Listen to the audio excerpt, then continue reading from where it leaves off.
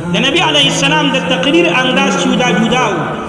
د نبی علیه السلام د تقریر انداز په صحیح مسلم شریف کې ذکر دی بعض علما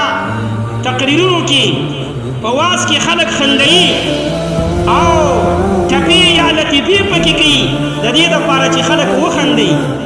که مقصد یې دا وي چې خلق بیدار کړي ما ته متوجه شي نو بیا خبره په نیت ده خو که مقصد یې دا وي نیت یې برابر نه وي نو بیا چیرې دا وبال دی او دا خلاف سنت ته نور عام زندگی د نبی علیه السلام دا د بسط په صورت کې وه د خوشحالۍ په صورت کې وه نو نبی علیه السلام مبارک صفت د ضحوک دا په تورات کې ذکر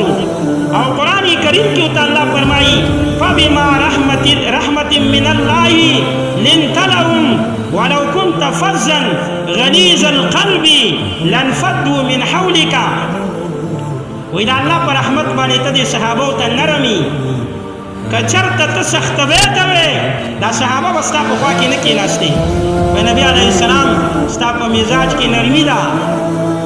ته په نرمۍ باندې خبرې کې د دې وجې نه صحابه دا ستا په خوا کې اوړي راوړي ستا په خوا کې کښېني نو نبي علیه السلام مبارک د تقریر په دوران کې به دا سترګې مبارکې سرې وي او دا یو مسواکۍ غوټه به نبي علیه السلام په تقریر کې خوځوله د غصې په انداز کې به تقریر کوو